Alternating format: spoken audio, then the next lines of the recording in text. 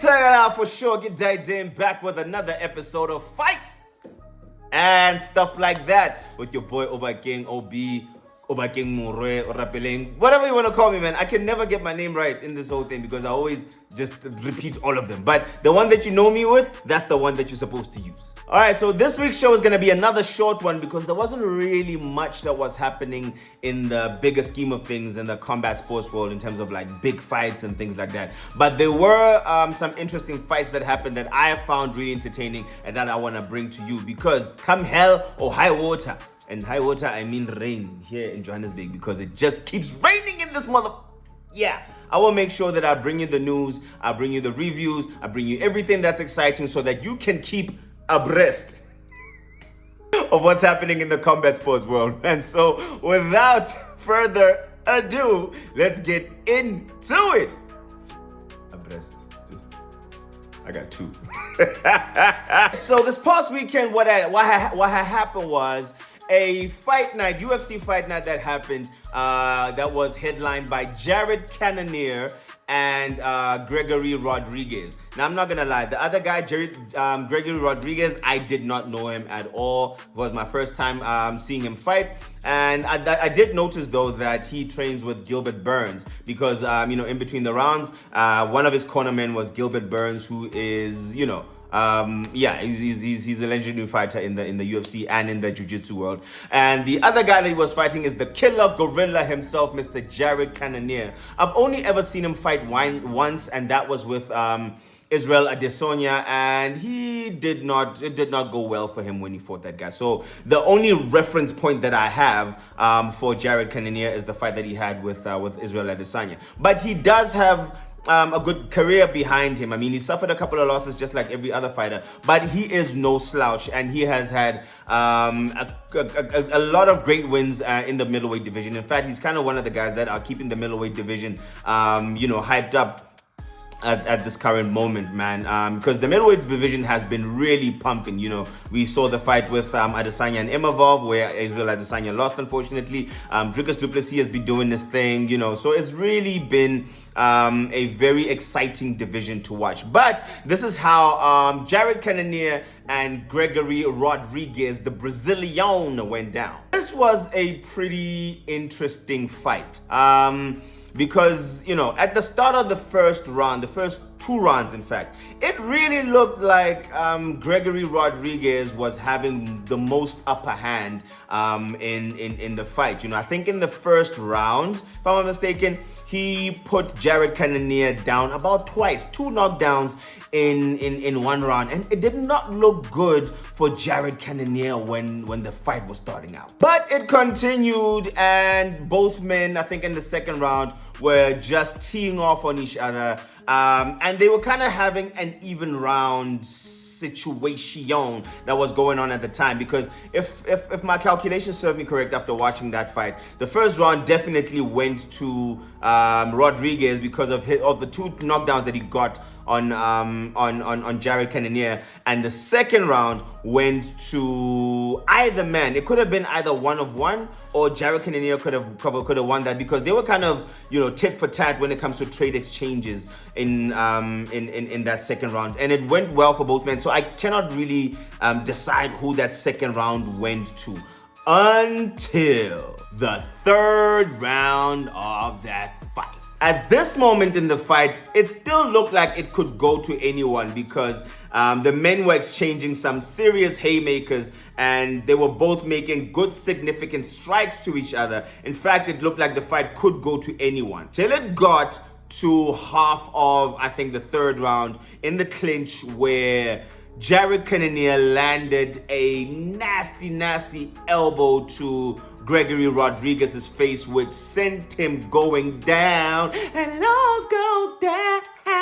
He went down to the floor, and Jared was just landing some serious ground and pound damage. And in that third round, it was just like 10 seconds left. He could have put him out in that minute, because, in those last few seconds, because it was not looking very good for the Brazilian boy. He was catching elbows, fists, and everything else, and the kitchen sink and the toilet to his face and it really didn't look good. And in the fourth round, this is when it all came crashing down for Gregory Rodrigues, because from that elbow that he got from Jared in the third round when he almost finished him, Cannonier literally had to put on just a few 1-2s, a straight right, a hook here and there, and Rodrigues was pretty much running away up until I think Cannonier got him with a hook to the ear or something like that. Dude just went falling on his knees. It was Cannonier was behind him and he started teeing off up until the referee just called it off and waved him off and was like, that is the end of your fight, Rodrigues. Your bus stops here. You do not go anywhere. Do not cross begin. Do not collect $200. Do not collect your fight bonus. He probably did. But Jared Cannonier put him down, showing himself that he is not to be counted out. I mean, the man is 40 years old, right? Most fighters at the time are either completely retired or they are on their last legs. And it looks like for some reason, Jared is just starting to get his second wind into his fight career. And who knows, man, we might see a hell of a lot more from the guy and what he's going to do in the UFC going forward. But the W went to Jared Cannonier as he put Gregory Rodrigues down with a devastating knockout. He got the W. Rodrigues did not. Harder boy. Sometimes he pop, sometimes he grab. These things happen. Well done to Rod. The killer gorilla, Jared Cannonier. Big news, big news, big news for South African MMA, man. I always love it when I see the game leveling up and fighters from our country, Mzansi Africa, making it big in the greater scheme of the combat sports world, man. I want to give a big shout out to Tumelo, Bones of Steel Manyamala, training out of Pride Fighting Academy in Cape Town, which is coincidentally the same gym that I used to train in Cape Town before I moved to Johannesburg. Now, why is this big news? Tumelo Manyamala has just made it into season 33 of The Ultimate Fighter of the UFC. Now, if you do not know anything about The Ultimate Fighter, let me put you on game. This is a reality show from the UFC that takes fighters from all across the world and puts them in this reality show where they get to train with different coaches, two coaches actually, who are already UFC fighters, right? And they get to train with each other and they get to fight each other and in a series of different bouts, and the winner of each season gets to have a contract with the UFC for however many years, right? And this is actually a big deal for any aspiring fighter. And we have actually seen this show birth some of the biggest superstars that we've seen in the UFC. I mean, I'm talking the likes of Amanda Nunes, who was a 2-division champion. I'm talking the Nigerian Nightmare, Kamaru Usman, who was a middleweight champion at some point. I'm talking Leon Edwards, who was also a champion. So it has really birthed some amazing talent that we've seen grow to higher heights in the sport of MMA. So I'm really excited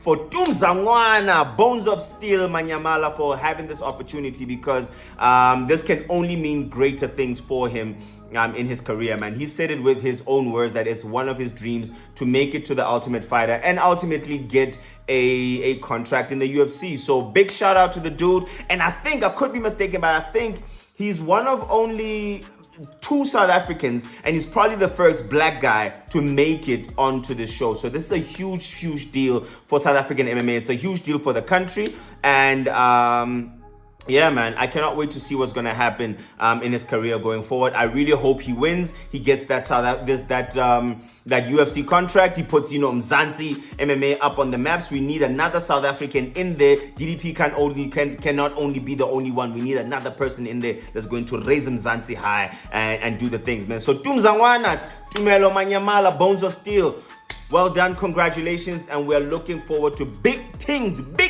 are going from you, boy. Do the damn thing, man. Well done. Get that contract, big your life up, do the big things, because big things are going for you.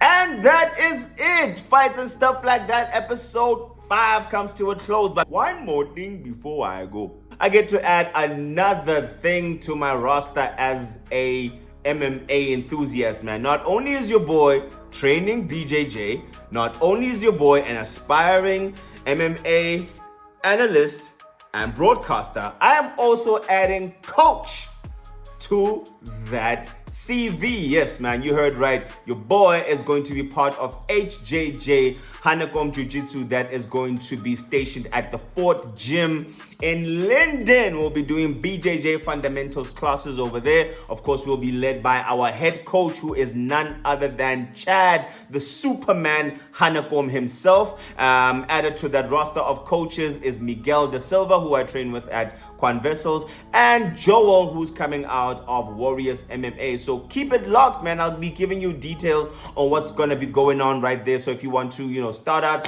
your MMA career, you want to do some BJJ fundamentals classes, and you are living there in the bit of the north, there around Boma Linden, Parkhurst side, and you're looking for a gym, this is the perfect place for you to show up, man. It's going to be an excellent operation that we're going to be running there in part with the Fort Gym. So come through and check it out. Come train, come do some Brazilian jiu-jitsu, and come, build some new things in your life, man. But yeah, your boy is adding coach onto that CV resume. I mean, come on, Coach Obi. I think I like the sound of that. All right, peace and much love, man. Thank you guys so much for the support that you've been showing me ever since I started the show. I'm gonna try by all means, like I said, to keep this as consistent as possible, so you stay knowing what's happening in the combat sports world. Otherwise, man, that is it from me. I will see you on the next one. I will see you on the mats. I will see you on Instagram. I will see you on TikTok. I will see you in real life. But what's most important is I will definitely see you. Much love, respect, and all of that. Fights and stuff like that. Out. Go to sleep or carry on with your day. Whatever it is that you're doing, the show is over now. You can pause or watch the ones that you haven't watched yet if you're first time. Like and subscribe and all of that stuff.